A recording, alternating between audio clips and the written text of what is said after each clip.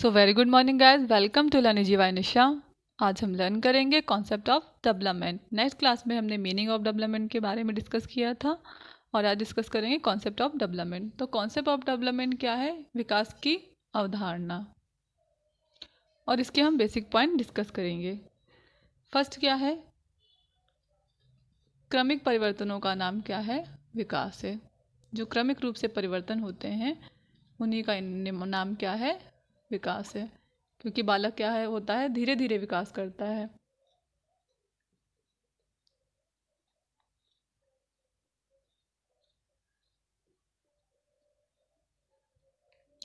Second, विकास कैसी प्रक्रिया है? क्रमिक प्रक्रिया है और आजीवन चलने वाली है।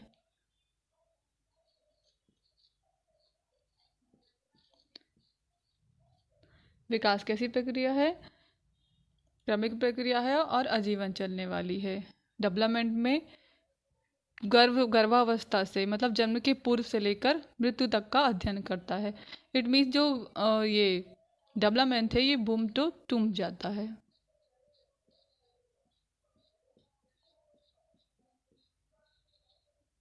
मतलब जन्म से लेकर कब्र तक का हम जो अध्ययन करेंगे वो किस में करेंगे?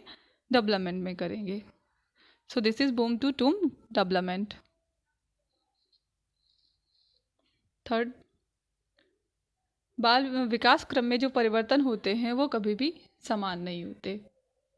विकास क्रम में होने वाले परिवर्तन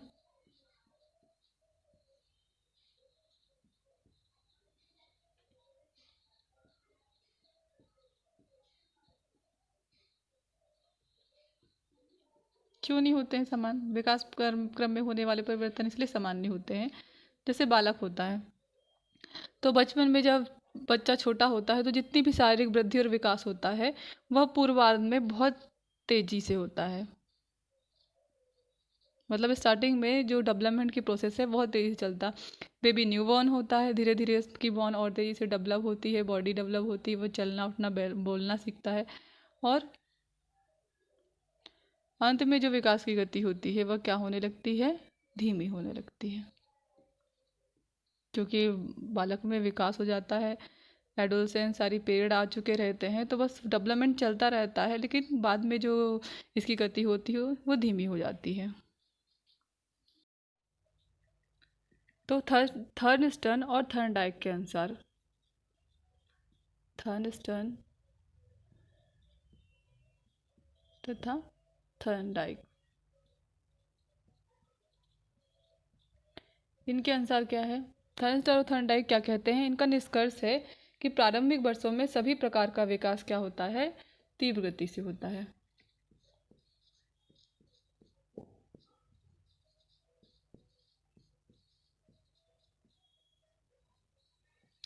जैसे बच्चा बालक होता है तो वो किसी भी भाषा को जल्दी सीख लेगा, उसे 2-3 लैंग्वेज सीखने में टाइम नहीं लगता। लेकिन धीरे धीरे जैसे अपनी स्टेज बढ़ने लगती है तो जो हमारे सीखने की गति है वो भी धीमी हो जाती है। तो प्रारंभिक वर्षों में हर तरह का विकास,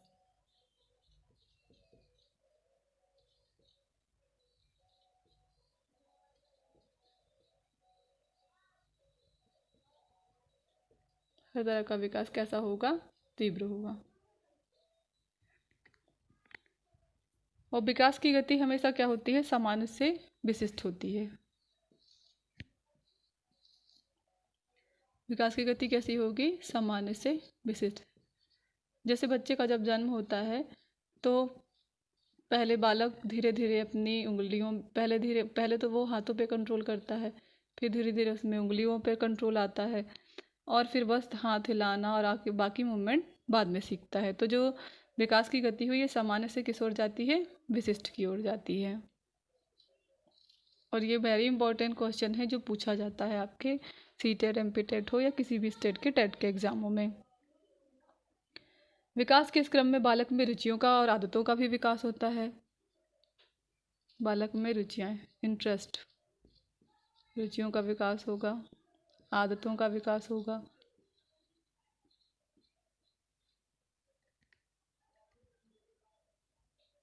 विकास के एक दिशा की ओर जाने वाला मार्ग है, ये किसने कहा है? टायलर ने।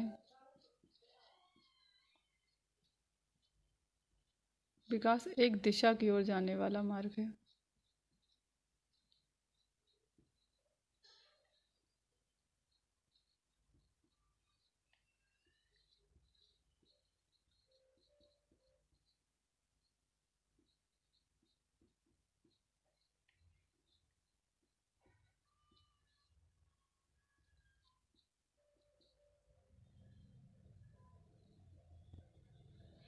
तो टाइलर के अनुसार विकास कैसा है? एक दिशा की ओर जाने वाला मार्ग है।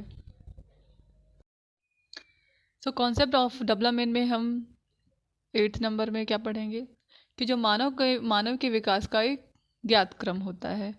बच्चा पहले करवट लेता है,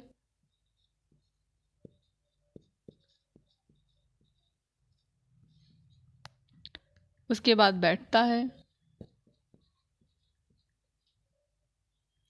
फिर घुटने पर चलता है,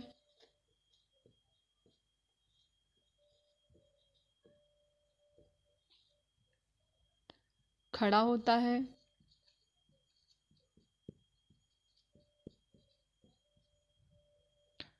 और फिर चलना शुरू करता है।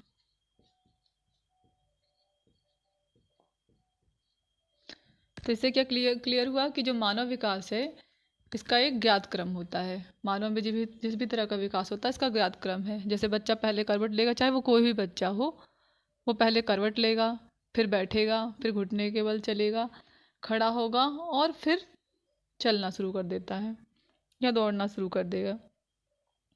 तो इससे क्या क्लियर हुआ कि जो मानव विकास है इसका ज्ञात क्रम है। ये ऐसा नहीं होता कि अगर आप कहीं भी रहें तो इस बच्चे में चीज़ें किसी में देर किसी में जल्दी होंगी, लेकिन जो विकास का क्रम है वो इसी तरह का रहेगा। हर बच्चे इसी तरह से आगे बढ़ेंगे और विकसित होंगे। 9th, प्रत्येक जाति के का प्रतिमान निश्चित होता है। तो इसमें हम क्या डिस्कस कर रहे हैं? प्रत्येक जाति का एक निश्चित प्रतिमान होता है।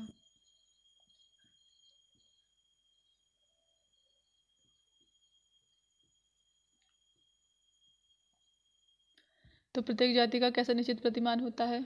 जैसे अभी तो हमने मानव के बारे में पढ़ा कि मानव विकास का एक ज्ञात क्रम है। बच्चा पहले करवट लेता है, फिर बैठता है, घुटने पर चलता है, खड़ा होता है, फिर चलता है। लेकिन डेवलपमेंट तो सिर्फ मानवों में बस थोड़ी ना हो रहा है, जानवरों में भी हो रहा है, हर किसी में हो रहा है, पेड़ पौधों में भी हो रहा है, हर किसी में हो रहा है। तो प्रत्येक जाति का एक निश्चित प्रतिमान होता है।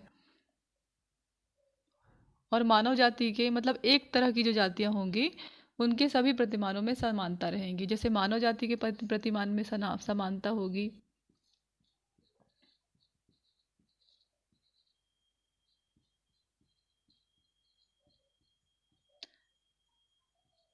अब वो बालक है जैसे या कोई भी है, तो वो चाहे विदेश में रहे या यहाँ इंडिया में रहे, तो जो बालक का विकास होगा वो एक ही तरह का होगा। बच्चे में पहले गर्भावस्था आएगी, फिर शैशवावस्था आएगी, फिर बालावस्था, फिर किशोर अवस्था आएगी। तो इन सारी चीज़ों से होके ही बच्चा आगे बढ़ेगा। ऐसा नहीं होगा कि वो इंडिया में रह रहा होगा तो उसको दूसरी स्टेजेस आएंगी और जो बाहर रह रहे होंगे उनमें दूसरी स्टेज आएंगी।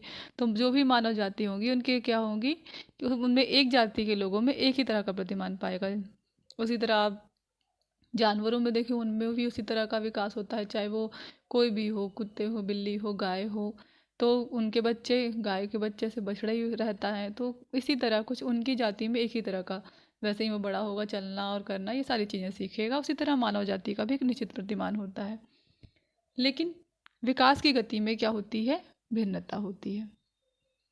विकास की गति में भिन्नता का क्या कारण है? विकास की गति में भिन्नता के बहुत सारे कारण हो सकते हैं। कभी कभी कुपोषण, बहुत सारी चीज़ें इसको इफ़ेक्ट करती है। कभी कभी कुपोषण के कारण बच्चे पे जो अवस्था तो आती है, बाल अवस्था, शेष अवस्था, ये सारी चीज़ें हर किसी बच्चे के जीवन में आएगी। लेकिन जो विकास होगा वो अलग अलग तरह का होगा। जिस बच्चे को अच्छा पोषण मिलेगा, अच्छी चीज़ें मिलेगी, उनमें विकास दूसरे तरह का होगा। जो बालक शारीरिक रूप से स्वस्थ होगा उसमें सारे विकास तेज़ी से होंगे। कई लोगों में मानसिक विकलांगता के कारण विकास में धीमी गति आ जाती है। तो प्रत्येक जाति का क्या होगा? निश्चित प्रतिमान होगा। मानव जाति का भी एक निश्चित प्रतिमान है, लेकिन विकास की गति में क्या होती है? भिन्नता होती है। किसी में विकास की गति तीव्र होती है और किसी बालक में विकास की गति मंद होती है।